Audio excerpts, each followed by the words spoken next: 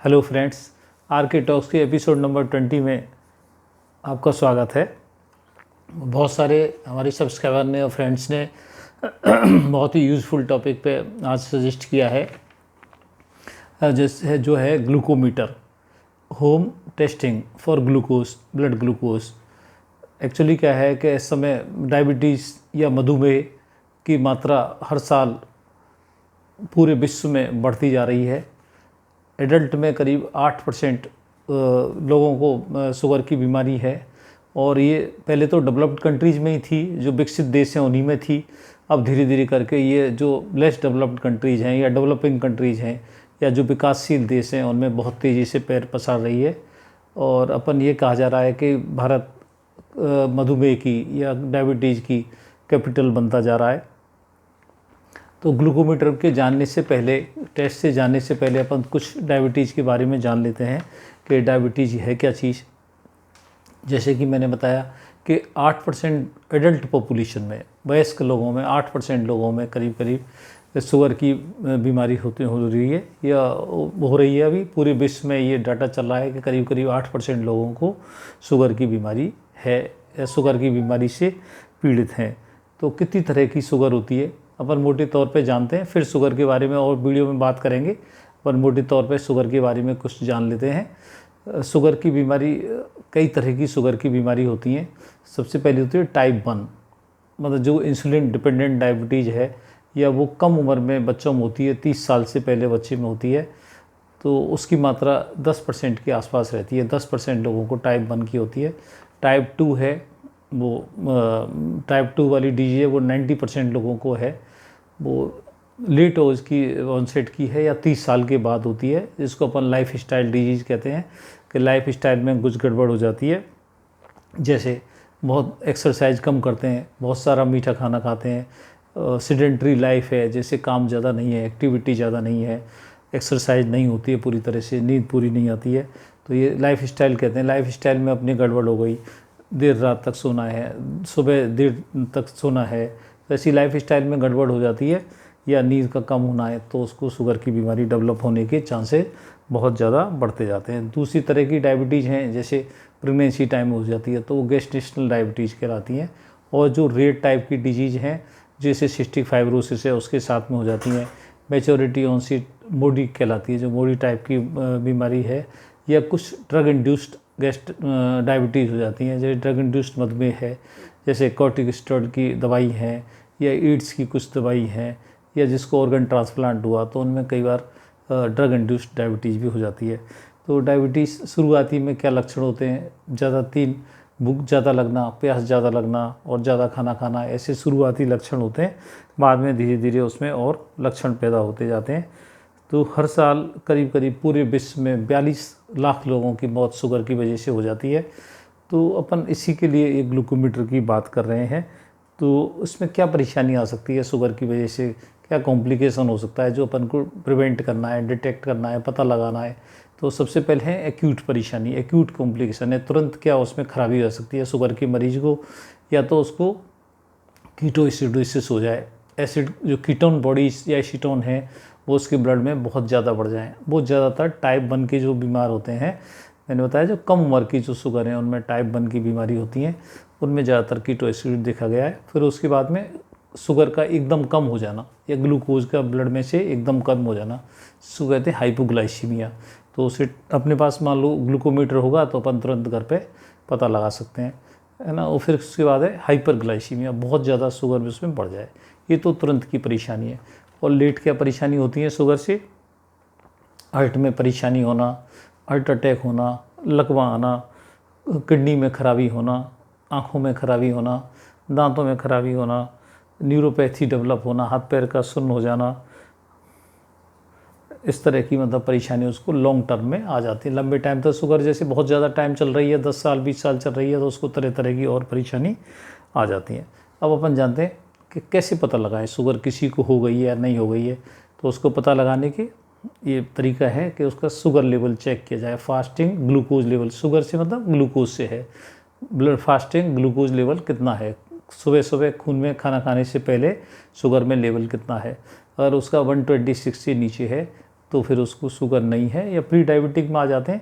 और फिर उसके बाद में खाना खाने के बाद में पीपी है, जिसको पोस्ट प्रैंडियल कहते हैं, खाना खाने के 2 घंटे बाद उसका शुगर का लेवल कितना है, वो बिलो 160 और 180 रहना चाहिए। फिर उसके बाद बहुत इंपॉर्टेंट टेस्ट है A1C, HbA1c, तो वो इम्पोर्टेंट है, तो पिछले 3 महीने का वो हिसाब बता देता है। ऐसे डायग्नोस से पता लग जाता है। अपन ग्लूकोमीटर की क्या इंपॉर्टेंस है, जैसे आजकल के हर घर में किसी न किसी को शुगर की बीमारी हो गई है, तो उसको अपन ने बताया कि घर पे मान लो उसको शुगर एकदम डाउन हो जाए, तो फिर उसकी मरीज़ बेहोश हो जाता है, तो उसको तुरंत शुगर चेक करना ज़रूरी हो जाता है। और शुगर चेक हो पता लग गया तो उसको अपन मीठा देंगे खाने के लिए, तो वो तुरंत ठीक हो जाएगा और हॉस्पिटलाइज से या ज़्यादा परेशानी से बच जाएगा, या सीधे बेहोश होने से बच जाएगा। तो उसके अपन को बेनिफिट में अपन को एक तो उसका ग्लूकोमीटर से हाइपोग्लाइसीमिया का अपन पता लग सकते हैं, और दूसरी परेशानी है कि अपनी मेडिकेशन कैसा वर्क कर रही है, जो दवाई ले रहे हैं शुगर के लिए वो कैसा काम कर रही है, या जो अपन डाइट ले रहे हैं वो कैसा काम कर रही है, या कौन सी चीज़ खाने से अपन को शुगर लेवल कम ज़्यादा होता है, वो अपन ग्लूकोमीटर से घर पे ही आसानी से पता लगा सकते हैं। तो अपन को ये देखना है कि अपन ग्लूकोमीटर से कैसे टेस्ट करें। तो अपन को ग्लूकोमीटर से टेस्ट करने के लिए क्या है, ये बहुत सिंपल तरीका है। तो इसमें बस कुछ ही इंस्ट्रूमेंट्स हैं और कुछ ही सामान है जिससे घर पे अपन आसानी से टेस्ट कर सकते हैं। फर्स्ट ऑफ ऑल है एल्कोहल स्वाब। जिस एरिया से अपन को ब्लड में उंगली से ब्लड लेना है उसको एल्कोहल से पहले क्लीन करना है, फिर उसको सुखाना है, फिर उसमें से ये लेंसेट है, इसमें नीडल है, इसको पुल करेंगे इसको, तो इसमें नीडल आएगी और इसको दबाते ही नीडल को इसको सीधे इसके परपेंडिकुलर रखना है, इसको यहाँ पर ट्रिप करना है 90 डिग्री का एंगल बना के। टेढ़ा रखेंगे कम रखेंगे तो उसमें ब्लड कम ज़्यादा हो सकता है।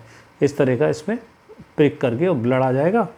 वैसे ही इसमें स्ट्रिप है, स्ट्रिप में ग्लूकोज ऑक्सीडेज नाम का एंजाइम है, वो मैं स्ट्रिप आपको बताता हूँ। ये प्लास्टिक स्ट्रिप है, इसमें एंजाइम इम्प्रेगनेट किया गया है। ये वाइट है, ये तो इसको इंसर्ट करना है, ग्लूकोमीटर के अंदर इंसर्ट करना है, ये जगह है। इसमें जैसे ही इसमें इंसर्ट करेंगे ऐसे करके, तो इसमें जैसे ये नंबर बताने लग जाएगा। और ये जगह है इम्प्रेगनेट की, यहाँ पर ब्लड अपन को ड्रॉप लगानी है, और इसमें ग्लूकोज ऑक्सीडेज नाम का एंजाइम है जो ब्लड में से ग्लूकोज की मात्रा को डिटेक्ट करके और इसमें यहाँ पर डिस्प्ले कर देता है। ये डिस्प्ले मिलीग्राम पर DL में आता है। किसी किसी कंट्री में मिलीमोल पर लीटर भी है, पर अपनी कंट्री में ये मिलीग्राम पर DL है। तो अब इस ग्लूकोमीटर से जैसे ही अपन प्रिक करेंगे, जैसे ही इसको टच करेंगे ब्लड को, ब्लड यहाँ सक होगा और इसमें नंबर आने लग जाएगा। तो ऐसे बहुत ईजी है और बहुत आराम से इसको अपन पता लगा सकते हैं, बहुत कम सामान में पता लग जाएगा।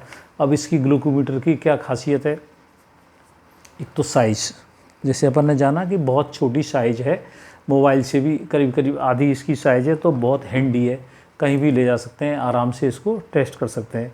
दूसरी इसमें क्या है, टेस्ट स्ट्रिप।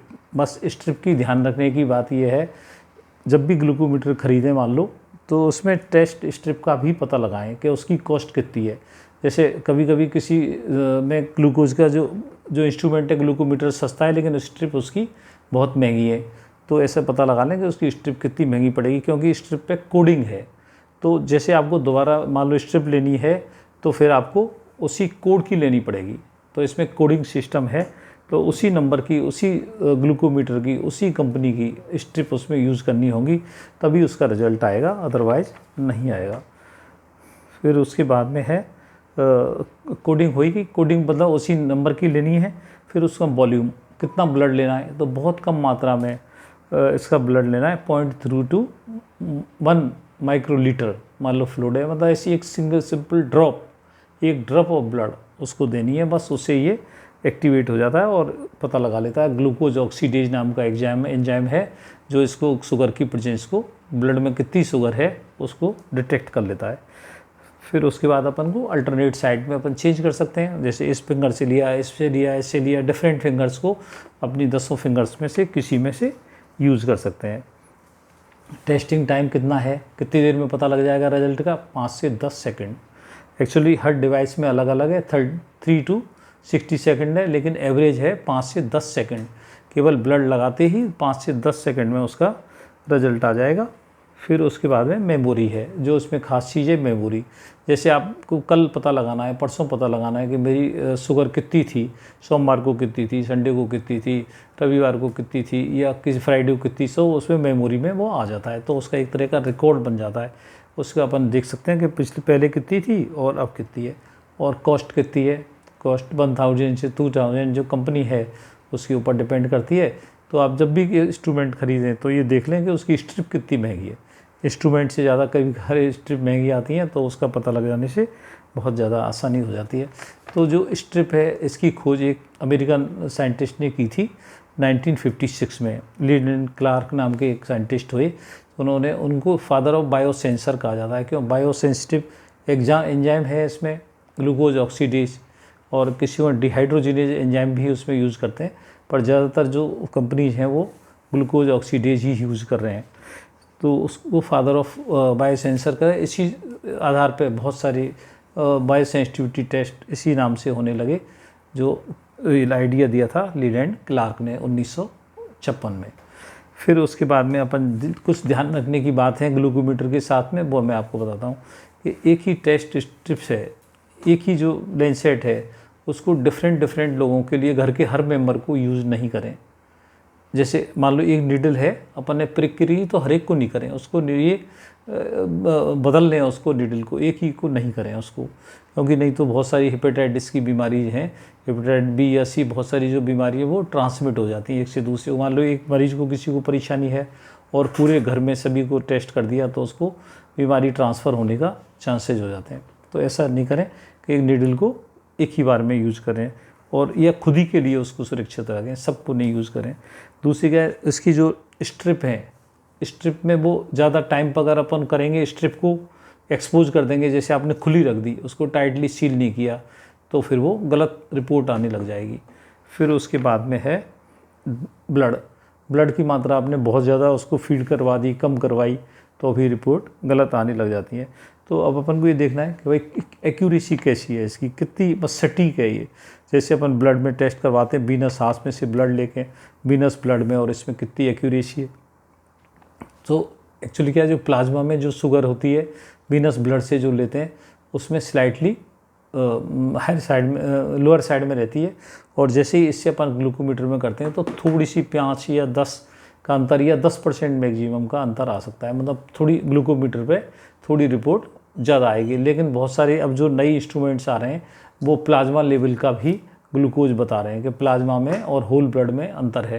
जैसे अपन होल ब्लड है, अपन कैपिलरी से लिया, हाथ में से लिया ब्लड, वो होल ब्लड है, और उसमें से लेंगे वेन में से लेंगे तो वीनस ब्लड है, उसमें से प्लाज्मा में से डिटेक्ट होगा और इसमें होल ब्लड में आएगा। तो जो थोड़ा ग्लूकोज में आएगी वो उसमें मात्रा ग्लूकोमीटर में जो शुगर आएगी वो थोड़ी ज़्यादा होगी। लेबोरेटरी से टेस्ट करवाएंगे तो उससे 5 या 10% ज़्यादा हो सकती है। तो इससे ज़्यादा कंफ्यूज होने की ज़रूरत नहीं है। ये आज की तारीख में डे टू डे लाइफ में बहुत यूज़फुल टूल हो गया है, क्योंकि ज़्यादातर फैमिलीज में एक ना एक मेंबर को किसी न किसी को शुगर की परेशानी आ जाती है। तो बहुत हैंडी इंस्ट्रूमेंट्स है, और अगर सही ढंग से यूज़ करेंगे तो डे टू डे लाइफ में ये बहुत यूज़फुल रहेगा। Thank you much. चैनल को आगे बढ़ाने के लिए लाइक करें, कमेंट करें और सब्सक्राइब करें। Thank you.